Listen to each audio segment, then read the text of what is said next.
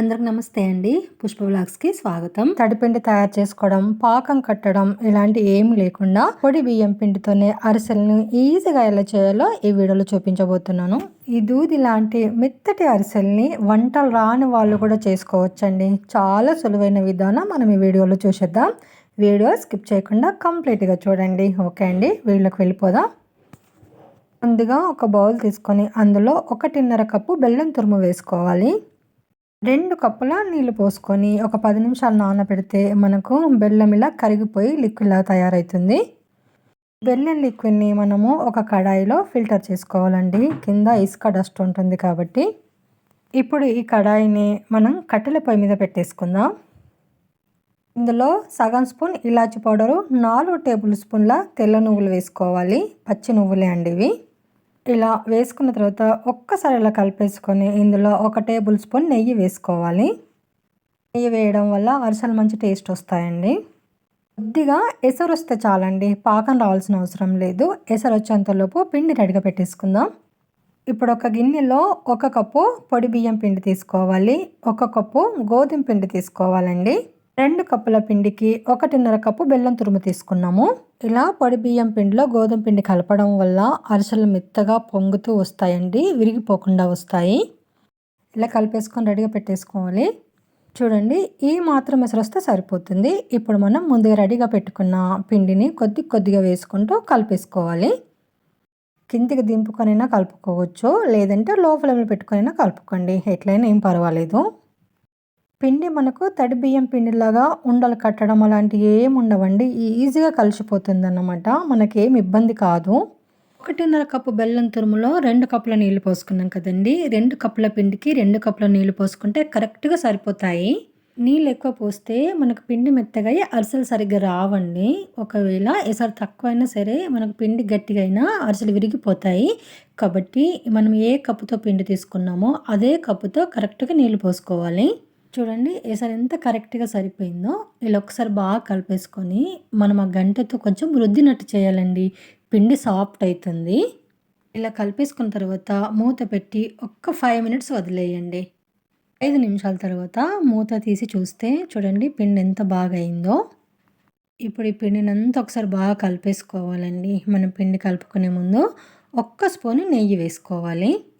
ఇప్పుడు కంటిన్యూ ఒక 2-3 మినిట్స్ బాగా కలిపేసుకుంటే పిండి సాఫ్ట్గా అవుతుందండి. పిండి సాఫ్ట్గా అయితేనే మనకు అరిసెలు నీట్గా వస్తాయి, పొంగుతాయి అన్నమాట. కాబట్టి కొద్దిగా సాఫ్ట్గా అయ్యేంత వరకు కలుపుకోవాలి. ఓకే అండి, మన పిండి కలపడం అయితే రెడీ అయిపోయింది. ఇప్పుడు మనం అరిసెలు చేసేసుకుందాం. చిన్న ప్లేట్లో కొన్ని నువ్వులు తీసుకొని అందులో 2 టేబుల్ స్పూన్ల నీళ్లు పోసుకొని కలిపేసుకోవాలి. అప్పుడు నువ్వులు తడి పొడిగా అవుతాయండి. ఇలా తడి పొడి నువ్వులు మనం అరిసెల మీద వేయడం వల్ల మంచిగా అంటుకుంటాయి. నూనెలో వేసినా కూడా విడిపోవండి, అరిసెల నుంచి విడిపోకుండా ఉంటాయి. కాబట్టి ఇలా ప్రిపేర్ చేసుకొని పెట్టుకోవాలి. ఇప్పుడు చపాతీ చెక్క మీద ఒక పాలిథిన్ కవర్ పెట్టుకొని ఆయిల్ అంతా అప్లై చేసుకోవాలి. చిన్న చిన్న పిండి ముద్దల్ని రౌండ్గా బాల్లాగా చేసుకోవాలి. సైజు మన ఇష్టం అండి, పెద్దగా చేసుకోవచ్చు, చిన్నగా చేసుకోవచ్చు. ఇలా బాల్లాగా చేసుకున్న తర్వాత ముందుగా రెడీగా పెట్టుకున్న నువ్వులలో మనం ఈ పిండి ముద్దను బాగా అద్దడం వల్ల నువ్వులు బాగా పట్టేసుకుంటాయి. కవర్ పైన ఆయిల్ రాసి కొద్దిగా పిండి ముద్ద మీద కూడా ఆయిల్ రాసేసి మనం ఫింగర్స్తోనే మంచిగా నీట్గా అరిసెను ప్రిపేర్ చేసుకోవాలండి. అలా ప్రెస్ చేస్తే సరిపోతుంది. చాలా సాఫ్ట్గా అయింది పిండి, కాబట్టి అరిసెలు చాలా బాగా కుదురుతాయండి. చూడండి ఎంత బాగా వచ్చింది కదా అరిసె. మరీ లావు కాకుండా మరీ సన్నగా కాకుండా చేసుకోవాలి, నేను చూపిస్తున్నట్టు. ఏ మాత్రం ఉంటే సరిపోతుందండి, బాగా పొంగుతాయి. మరీ సన్నగా కూడా చేయకూడదు. ఇప్పుడు మనం ఈ అరిసెను వేడి వేడి ఆయిల్లో వేసేసుకుందాం. ఇలా ఆయిల్లో వేసిన వెంటనే మనం కొద్దిసేపు కదపకూడదండి, ఆ బబుల్స్ అన్ని పోయేంత వరకు కదపకూడదు. తర్వాత ఇలా వేడి వేడి ఆయిల్ని మనం అరిసె పైన వేస్తే మంచిగా పొంగుతాయి. రెండో సైడ్ కూడా తింపేసుకొని లైట్ గోల్డ్ కలర్ వచ్చేంత వరకు కాల్చుకోవాలి. ఇలా కాలిన తర్వాత 2 హోల్స్ ఉన్న గంటలను తీసుకొని ఆ గంట పైన పెట్టి ఇంకో గంటతో ప్రెస్ చేయాలి. ఎక్స్ట్రా ఆయిల్ అంతా పోతుందండి. చూడండి ఎంత బాగా వచ్చింది కదా అరిసె, చాలా బాగా కుదిరింది.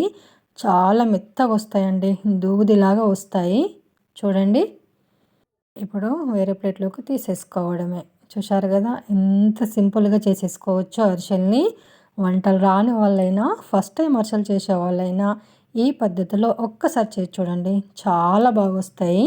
సంక్రాంతి పండుగకు ఖచ్చితంగా ట్రై చేయండి. రెసిపీ ఎలా కుదిరిందో కామెంట్ చేయడం మర్చిపోవద్దండి. మీ ఫీడ్బ్యాక్ మన ఛానల్ గ్రోత్కు ఎంతగానో ఉపయోగపడుతుంది.